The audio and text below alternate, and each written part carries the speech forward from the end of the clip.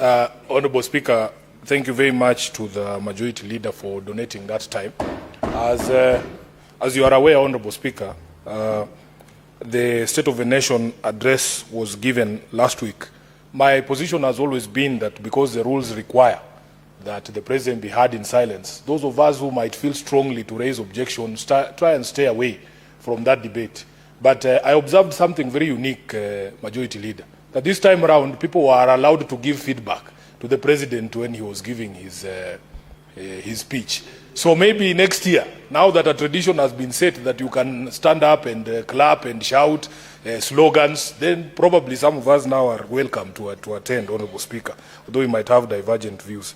Honorable Speaker, I will start off by my expectation whenever it comes to the State of the Nation, because this is a duty under Article 132(1)(c) that requires the President to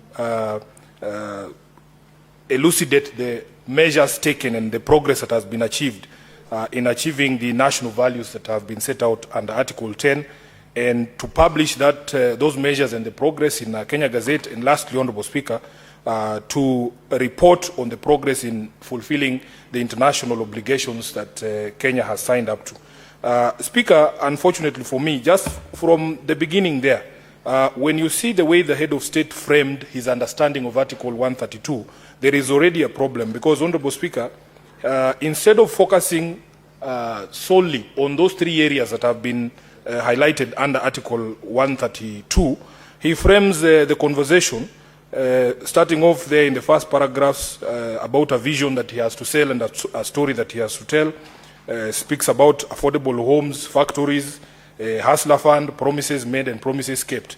Unfortunately for me, Honorable Speaker, my expectation is that in the order in which Article 132 is framed, the vast majority of the time that the President takes to speak to the nation should be actually to address the values that are in Article 10 and what his government has done in the period since he last spoke in Parliament. By the way, I have seen references here to previous years, including 2022, when my understanding is, because it is an annual address, in my view, he should restrict himself to the measures that he has taken as a government in the last 12 months since he spoke last to Parliament and the progress that has been achieved. In fact, Honorable Speaker, you have to go all the way to paragraph 12 of the speech for you to encounter just a mention of the values under Article 10. Article 10, Honorable Speaker, has a total of 17 values. 17 values from patriotism all the way through national unity, devolution, rule of law, democracy, all the way to sustainable development. Honorable Speaker, therefore, it was a bit disappointing that that order was not, in my view, followed. So that you will see, Speaker, we have to come all the way to paragraph 26, from 24 to 26 there, when he's addressing the question of Kenya's meeting its international obligations. He has spoken about the Eurobond redemption, foreign reserves, international markets, Kenyans being upgraded by Kenya's sovereign credit rating being upgraded by Standard & Poor's, and so on and so forth. But, Speaker, what is required under Article 132 is that you spend a bit of time in addressing these 17 values. And my position, having gone through this speech, Honorable Speaker, of those 17 values, I have counted less than 5 that the President addressed directly. And I also want to say that just mentioning or listing the values is not providing a report to the nation on the measures that you've taken and the progress that has been achieved in those in achieving those values. So, Honorable Speaker, you come to the President's speech from paragraph 18 there.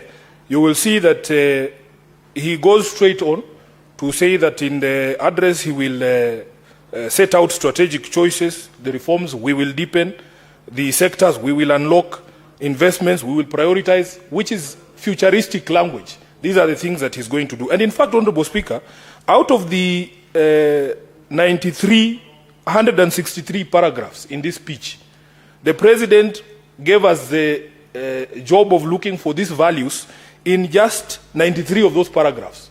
From paragraph 94, Honorable Speaker, all the way to 163, all he's talking about is his new vision, the promises that he's now making on questions like building of 50 mega dams, 10,000 megawatts of electricity in the next 7 years, 2,500 kilometers of roads that he says is going to do all, 228,000 kilometers for tarmacking that he has identified. Speaker, therefore, for some of us, we struggled trying to find where these values are and what measures he has taken in the past 12 months to be able to achieve them throughout this speech. And I will go one by one, Honorable Speaker, so that you can be able to see that what I am saying is actually factual. Speaker, I have spoken about the rights themselves. So the first time he attempts to discuss measures that he has taken to address any of the rights, any of the, what are they called? Any of the values in Article 10 is at paragraph 59, where he says he's turning to discuss healthcare as the foundation of human dignity, one of those values in Article 10. Honorable Speaker, just this morning, those of you who read the newspapers saw the sad story of one Wanjiku Kabita, who is stuck in India because her family is unable to pay medical fees. She suffers from kidney complications. Speaker, to me, really you cannot gloss over the issues in health. We as a House, yes, pass certain laws to bring into existence of the social health assurance, but the conversation about SHA cannot be complete without addressing the challenges that SHA is facing. Speaker, you know that SHA owes hospitals and other healthcare facilities a lot of money, and we have had repeated, in the past 12 months, repeated cases of hospitals shutting down or refusing or rejecting or turning away patients who are on SHA because they say that SHA is not remitting money back to them. You remember the rural and urban private hospital associations has had in the period between January and this month had more than once threatened to actually go on strike because these monies were not being remitted. Just the other week, I saw a statement from the Catholic bishops as well, Honorable Speaker, calling on the government to remit monies owed to faith-based health facilities. So these challenges, you cannot have a conversation about healthcare, and he has said is the foundation of human dignity, without addressing the indignity that Kenyans continue to face because of lack of affordable care. Last week, I think this House was again discussing a statement from the Senator of Kiambu about mothers and newborns still being detained in hospitals because, Honorable Speaker, we do not have sufficient funding from SHA to be able to take care of these bills. Then, Honorable Speaker, the second one, he spoke about the education sector. And, Honorable Speaker, everybody knows the issues that have bedeviled the education sector in the past 12 months. Speaker, as we speak today, the JS interns who are supposed to be employed on permanent and pensionable, their contracts are expiring this December. Now, one cabinet secretary stood up and told the teachers that there was about 6 billion. That was the CS for Treasury.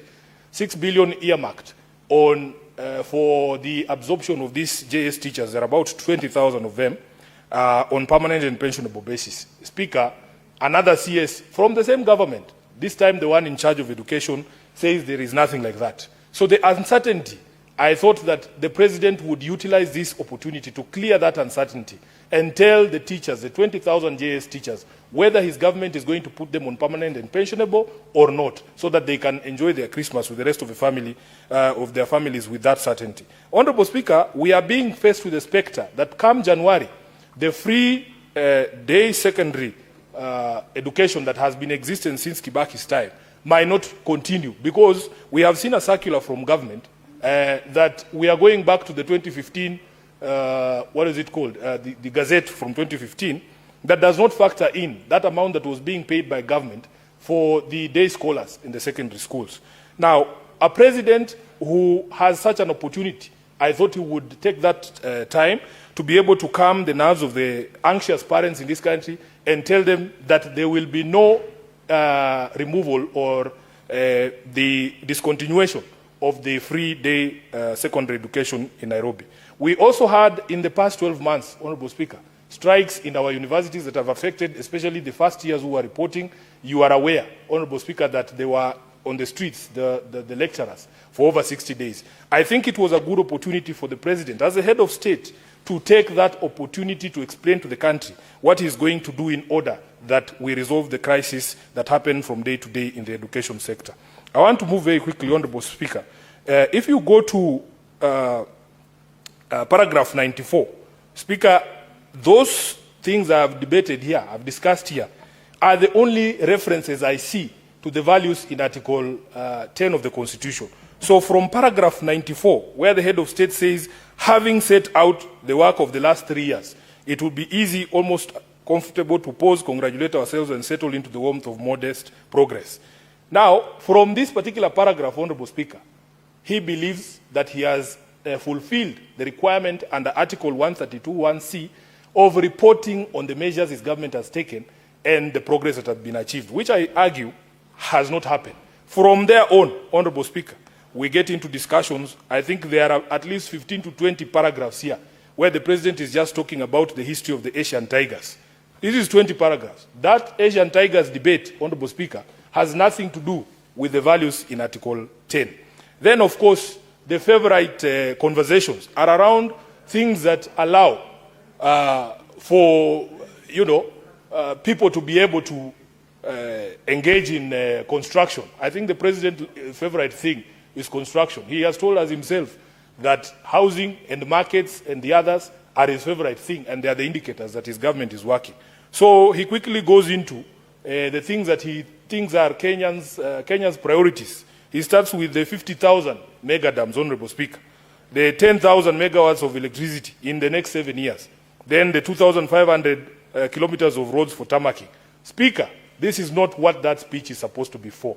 That speech should be heavy on the things you have done to address the software of this country, and that software, Honorable Speaker, is in the discussion about devolution, rule of law, democracy, human dignity, equality, human rights, non-discrimination, protection of the marginalized, good governance, integrity, transparency, and accountability. In the entire speech, Honorable Speaker, there is no mention of that, any of those values.